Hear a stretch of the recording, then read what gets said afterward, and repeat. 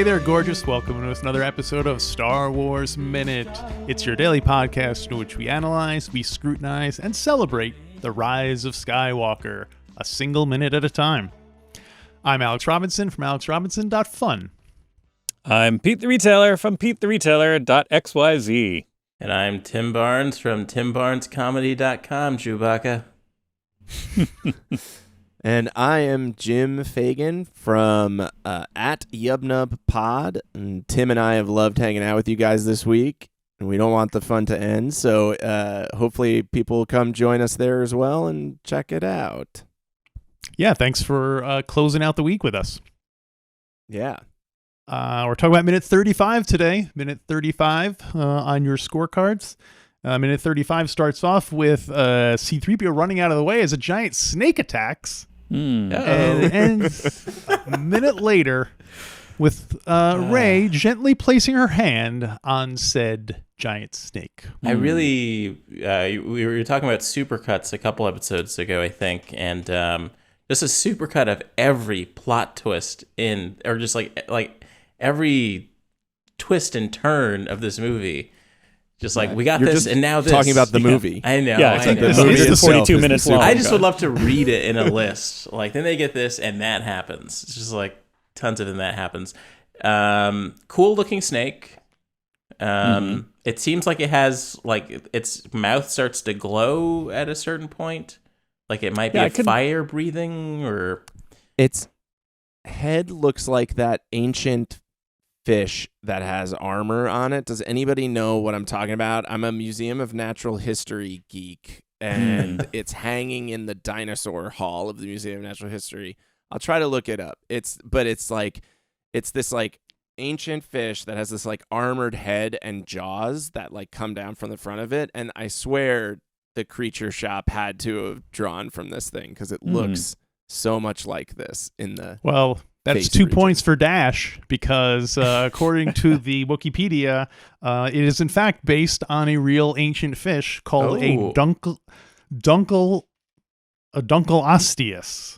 I hope sure I'm not pronouncing that right. But America runs on the Dunkleosteus. I was going to say, I swear, you'll never believe me, but I was going to say I think it starts with a D, but I was like, I'm way too far out on a limb. The fact that you called it as an ancient fish, I'll give you full credit. So yeah, there you go. I was surprised to learn that this is in fact a puppet and not a totally CGI creature. I just assumed this was kind of like a tennis ball on a stick kind of thing. This you're partially correct, but if you have seen the behind the scenes, it's weird.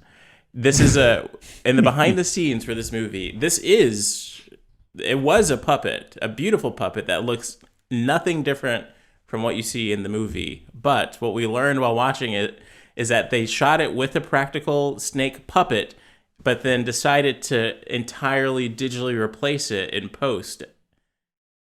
Oh, never mind. But it is because it's got like 10 people running it, and you see it in the behind the scenes, and it's camera gorgeous. Yeah, you're like, CGI. It's CGI, not a puppet. But to entirely, I understand like wanting to add like some blinking or something specific to the face, but the entire snake, at the end of the day, was digitally layered on top of what was a live action puppet. Didn't they do that with the Crystal Foxes too? That they I think they had puppets and they tried to do them and they thought they looked cool, and then at the end they're like, let's just do digital, and they scanned the puppet and then made that into a model, a computer model, and then redid it like that, and it just seems like all right. Yeah, partial credit. Yeah. Wow. Yeah. But anyway, it's just so funny to me that they do that thing on the list of fascinating behind the scenes decisions for this movie. Yeah. That creature, the snake is known as a Vexus, by the way. We've just been calling it a snake. It is called a Vexus. The Vexus. Sounds like a Sith card, doesn't it? Oh, yeah. It's the new sixth Vexus. There can only be two. Anti-lock brakes. Your name is it's weird that there's a Vexus. Heated seats. Refrigerated seats. Well, actually, they would be like painfully hot because that gives you more powers because you're like, the pain now. So 4-wheel. Now, to be fair to the snake, we said that it starts with it attacking them, but it could be more described as being like, "Why are you in my house?" Yeah, really. Yeah, exactly. If some people fell into my living room, and I'm the one attacking, right? right? Yeah. Yes, I'm the bad guy. All right, great. Yeah, we should add translations to the bottom of it. That's in our edit of the movie. I have to give them credit for not milking the fact that C-3PO is standing there and a giant creature pops up behind it, like C-3PO being like, "Why are you all looking at me? What's going on? Oh, there's a giant creature behind me, isn't there? Oh my God," like something like that. He just runs right out of the way. So yeah. And also for not having the snake pick up C-3PO and wave him around, and then so we get like a CGI C-3PO body flailing and. I would have liked to have seen 3PO halfway down the gullet of a giant snake trying to swallow him. Yeah. And he's making like wry comments. Yeah. Some other details about the Vexus while we're here. Vexus is also the name of a Warcraft monster and a herbicide. So they didn't. They I don't know if this is product placement. It's Does it have any special abilities? The Vexus, like it's.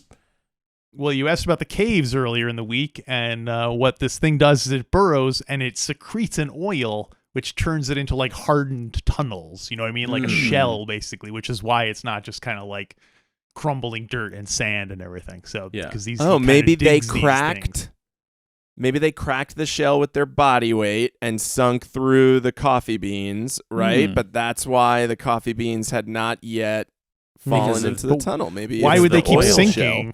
Why would they keep sinking if there was no... I don't know. I tried. No, I'm punting. That's it. That's all I had. I'm taking a knee. That would have been a nice... Good effort. Yeah. And there you go. That's all the information there is on the Vexus. So this is the Ochi Bestoon right here. Great character, ready to be fleshed out. The Vexus? Yeah, the Vexus. Needing some I have some more from going back to the novelization this week. Heavy novelization week. Okay. When Rey sees the Vexus here, she said it was terrifying. Rey could sense its rage, its hunger, but she also sensed great pain.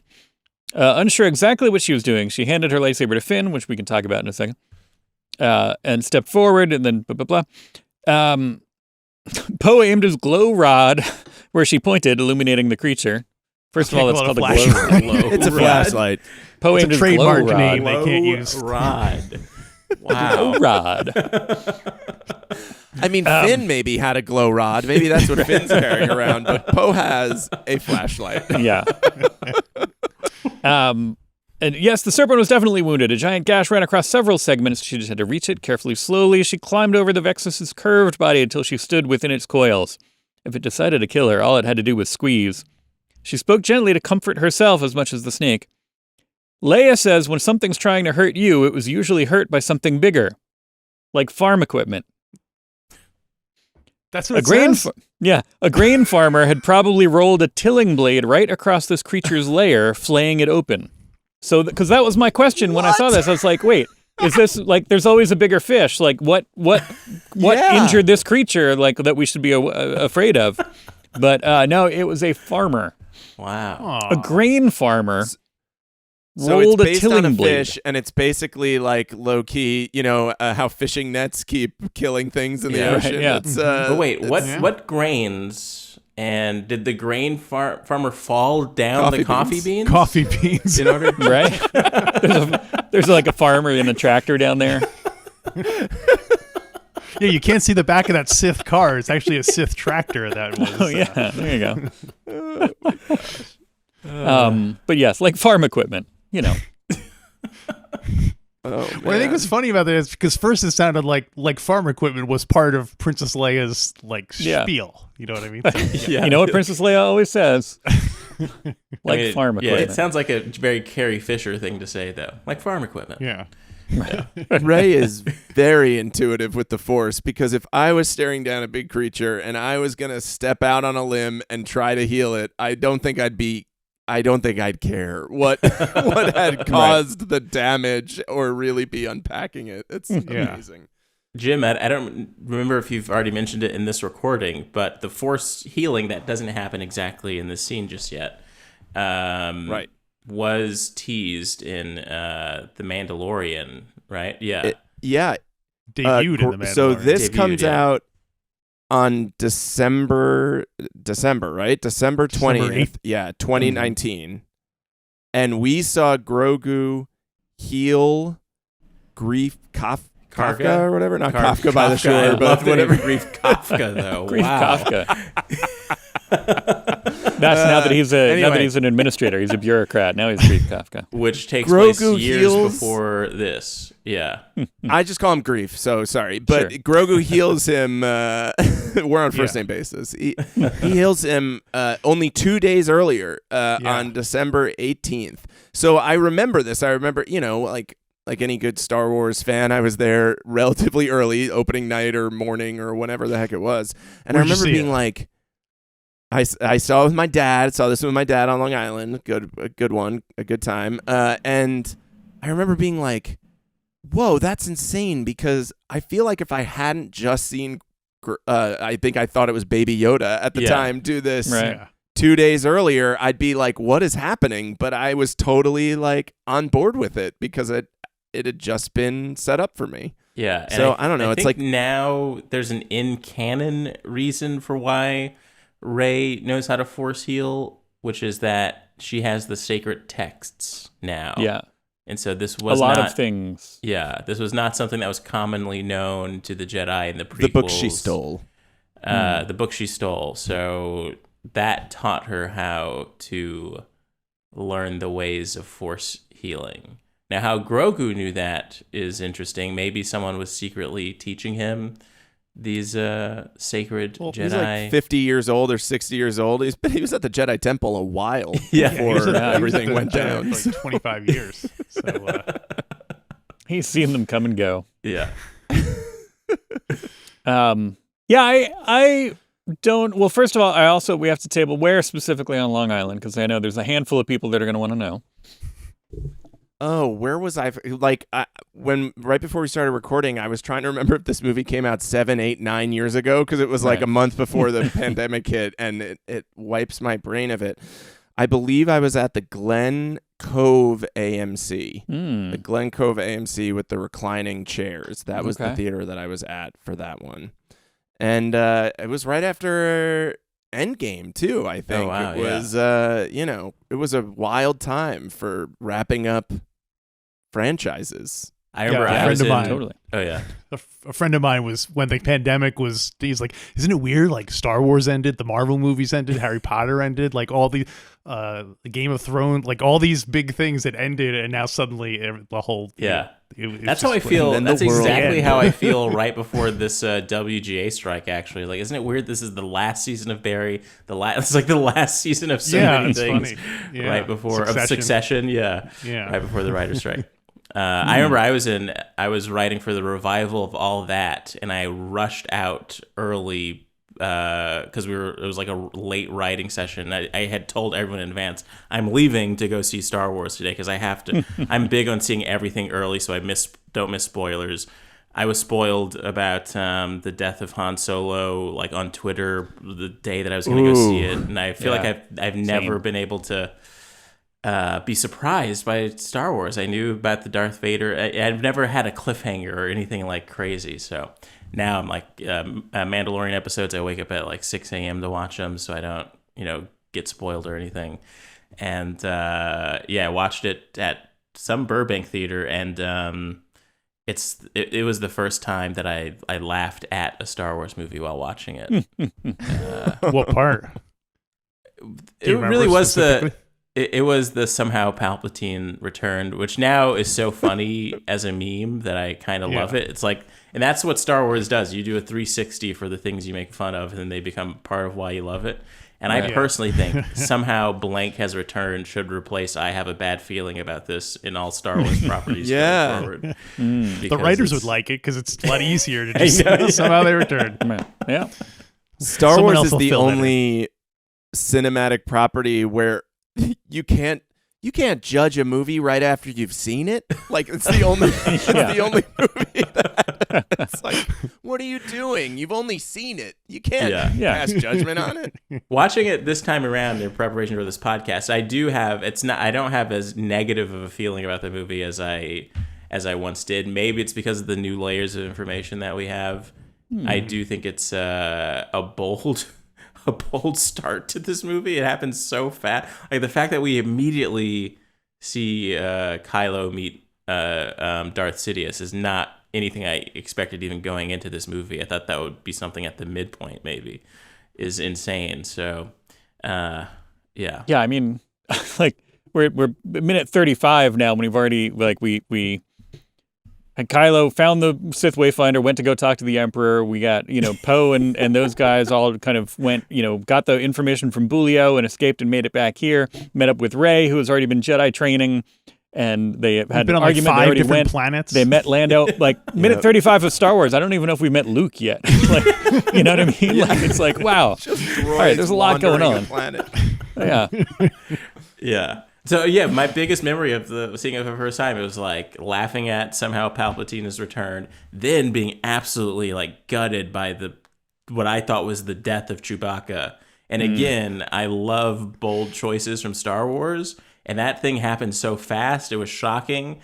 And right when I turned to my friend Ian to be like, I'm still processing this, was when we got the reveal that he was still alive, and we learned he was alive before the main characters learned he was somehow alive. Chewbacca returned. Yeah.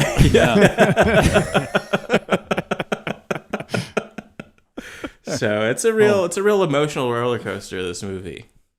Man, did you see that? Just real quick, there's a meme, not a meme thing, but there was on social media. I saw somebody post a thing about they pranked a whole movie theater when I think it was when Force Awakens came out, and they do the pre-movie trivia, and it's just like pre-movie Star Wars trivia, and it's like, oh, what was for the, like one or two normal easy ones, and then it's like opening night of The Force Awakens, and like the third question is like in 2017 is The Force Awakens, like how does Chewbacca die? And they have video of the crowd being like, what? And like getting up, and like some of them storm out, and then they're like, where is Princess Leia's final resting place? And it's just what? And oh my God, I That's really hate funny. pranks, but it's funny to see that, and then I just picture like your perception of that movie would always be ruined. Yeah. Because you would just be thinking about that in the back of your head, like.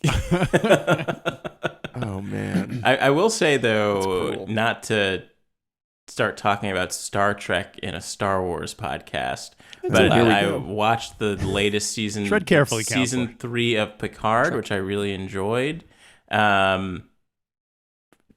It's interesting, like when it plays a lot with that expectation of like, oh, I think so and so is going to die because a big sacrifice has to happen, and to thread that fine line of thinking, oh, like clearly like they're building up this, like you get this feeling like, oh, this certain character might die, but then there's a satisfaction when they don't, and I feel like that's not something that I guess they kind of did that in The Last Jedi with General Leia in a way, but right. Yeah. It's an interesting frequency to try and get to with these things, as opposed to just like you think they're dead and then they're not. Right. But to be like, oh, I think like the story might make them die, and when they don't, that's sort of a victory within itself. Like stepping out into that meta space of being like, oh, they're probably going to kill him, and not because of any plot reasons, but just because of like, oh, okay. Yeah, it feels like, and then when that doesn't, that feels great. But I feel like Star Wars tends to be like, we clearly showed you this character, dying, and now they're not. So now you're there. Yeah. In a way, I kind of felt that Han Solo showing up as a force, whatever as a memory. he was. He's a memory. As a memory was kind of the opposite of that, because I'm like, there's no way Harrison Ford would ever appear in another Star Wars again. And then he shows up, and I'm like, whoa, like they really pulled out all the stops for this. Probably got paid $2 million for that one, stand in front of a green screen for 5 minutes. Yeah. So earlier in the week, we were talking about how Return of the Jedi has a very simple plot, and Star Wars, has a very simple plot. And I've heard younger people say that the original Star Wars is slowly paced, and I'm like, what? That's crazy. The original, yeah. It's a perfect I wonder movie, if, the original Star Wars. obviously, as time goes on, people's attention spans are getting shorter, but also our ability to process information is getting a lot faster. You know what I mean? Like when you're flicking through channels, you can tell instantly almost whatever, we all scrolling. Anyway, so I wonder if in the future, Rise of Skywalker is going to be the best one because it really feeds into that kind of like, it's a lot more packed with stuff, which to me seems like, oh, it's overburdened and there's too much in it. But in the future, when people everything is packed with a lot more information. Will this one be seen as my counter argument is it information that is being packed into this movie, or is it just little shots of adrenaline? I don't visual information. Well, I mean, we see a lot of different places. We meet a lot of characters. There's I think you're right, Alex. So. It's like it's the wave of the future, is what I'm saying. Yeah, and it's a ton of like book covers, and then there's all this information inside those books as you're like flying past. The information's there, but you have to like dig more for it. I feel like I don't know. I think it's also going to age well as the burden of being the final chapter is just gone from it. Right. And I mean, it lasted as the final chapter for 3 years, 4 years, and it's going to be another step on the journey. The same way that Return of the Jedi. Yeah, is just another step now on the journey and is like just a delightfully weird detour. It's so different when you watch it now with the context of the sequel trilogy. When you look at Return of the Jedi now, it's like not final. It's not the end. And we were talking on the podcast, Jim mentioned like this is actually like the one high point in all these characters' lives because it all goes downhill by the time you get to the sequel trilogy. Right. They're all talking like every character, like old football victories or something like that. They're like, remember that time that we blew up the Death Star? No, the second time. Yeah. Oh man, we partied so hard at that Ewok village. Yeah. Wedge lost it. Yeah, I'm win-win either way here because either I like this movie, so therefore either this movie gets more critical or esteem, more popular esteem, which is great, or we have a big, crazy, like societal, kind of cultural revolution of sorts, and we all go back to being slow, which I would love too. Oh yeah. So either way, I love slow movies. I love super fast movies. In the middle, not so much. Yeah, not a Goldilocks type. You either want, right? Yeah. Either extreme. Mm-hmm. Well, does anyone else have anything else for minute 35? Are we? Oh, I mentioned it in the novelization bit there, but the when Rey hands the saber to Finn, which is just a nice kind of tie in, like, oh yeah, he had it. And remember we all thought that Finn was kind of going to be the Jedi for a little bit. Yeah. And there's a nice like handing here, hold this. And he's like comfortable enough with it that he can hold it. But not, I don't know. Maybe I'm reading too much into that, but it's interesting that she just hands it straight to Finn without thinking. Yeah. So if his whole I feel the Force thing was a real thing, that would have been a moment where he held the lightsaber and would have been like not necessarily but there should have been some little significance to it. It's not just him holding it and looking at it. When Rey picked up the dagger, she heard the screams and stuff like that. Right. I don't know. There should have been more of a moment to it. But I might be mistaken. Instead, it's but really just the girl he loves is friend zoning him and being like, "Hey, hold my lightsaber for a second for me. I got to take care of something over here." Yeah. I mean, yeah. It's a weird thing. Like, I don't want every male-female dynamic to be some sort of relationship thing. But with Finn, he's clearly in love with Rey. And then in the sequel, in The Last Jedi, there is a kiss between him and Rose that seems almost like Rose is more into it than Finn. Finn never really seems to be romantically interested in her. And then he meets this new character who rides horses. And I'm wondering, like, is there anything there, or they're just like they're just happy because they have this connection with this shared childhood sort of trauma. But yeah, what's going on with our man Finn in this movie? It's not, just to clarify it, it's not that like this thing I keep joking about being like Finn loves Rey, Finn loves Rey.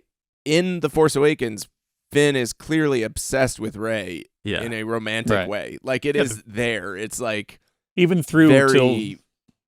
He asks her, "Do you have a boyfriend?" Right at the very first thing that they meet. Right. So it's and his first word when he wakes up in the next movie even is Rey. To The Last Jedi, like he's just like, "Where's Rey?" Like that's what all he cares about. Like, So interesting to see what's behind that. Is that just purely okay? This is the second person that I have met who's treated me like a person. But then wouldn't he have imprinted on Poe more? That's what I'm thinking. Why isn't he? I guess because Poe's always. He's imprinted on both of them a lot, I feel like. He's like, best friend, girlfriend. I'm all set. Right. This is what I read about. 2 people I met. All those holocron shows that I watched, or whatever what do they watch? Exactly right. What are televid or whatever? What's the made up sci-fi word for TV in the? If Jason Boyega does return for this Rey movie, he should definitely say like, "You got to give me something to do in it, and I want like arc and 100%. I think something that'll definitely happen. To be going. I would love to see like it's you start off with it's just Rey teaching a class of Jedi, and then they eventually go visit some old friends, and it's just old gay couple of Finn and Poe. They just have like a little house in the country. That would be amazing. That would just and 10 they have a BB-8s. Force tree. Yeah. Force tree. Yeah, exactly. Oh, man. Do you want some Force fruit? They're making Force lemonade. Yeah. I want it. Well, it's definitely a hallucinogenic. Oh, my goodness. Yeah. I like an Ari Aster acid trip from Midsummer, but in the Jedi Academy. Yeah. I was perhaps foolishly really hoping that the Obi-Wan series was going to have him, licking toads and having, spirit journeys in the deserts of Tatooine and stuff like that. But oh well, it still happened even if they can't show it. Yeah, right. That's what I'm. He saying. definitely took one of those lizards from Book of Boba Fett and shoved it up his nose at one point just to see, just to feel something. Yeah, totally. His nose. Yeah. Luke, you must try this. Oh, when you're old enough, of course. Talk about the scene where you really want to hear Obi-Wan say hello there. Right, yeah. Just out in the desert talking to a rock. Well, Tim Dash, thank you for joining us here all week on the show. And people should check out the Yub Nug podcast. Yeah. Yes. And thank you. Speaking of podcasts, hey everyone, did you know what's going on over on our Patreon? Big news. Not only do we have our new Discord set up, which is an exclusive hang-in spot for people to have convos about Star Wars, but also we were pulling the trigger. Our Saturday shows for a while are going to be coverage of the Rebels TV series. We'll be doing one episode a week. So if you want to hear us talking about Rebels, join our Patreon at any level, and you will get access to it, right, Pete? Is that what I guess I have to say that now because I announced it on the air. No, you said it, set in stone. But yeah, I think if you're listening to this, I think we're a couple episodes in. We've started going through the first season of Rebels. If you're listening to this. The people asked for it. So if you demanded, we put it up. Put up a vote with all of our Patreons. They're like, hey, what do you want us to do? You want us to watch Planet of the Apes? You want us to watch Land of the Lost? You want us to read a book? No, they said read Rebels. Watch Rebels. So they got you. They got me. Pete, what's your favorite episode so far? Putting me on the spot there. All right, people have to listen to find out. That's the whole. Yeah, point. you got to pay for that kind of content. Can't find out that. So go to StarWarsMinute.com/Patreon. Join us there on any level, and you'll get access to the Discord and to our raucous Rebel reviews. And then join us here next week for another brand new Star Wars Minute. Brand new. Woo.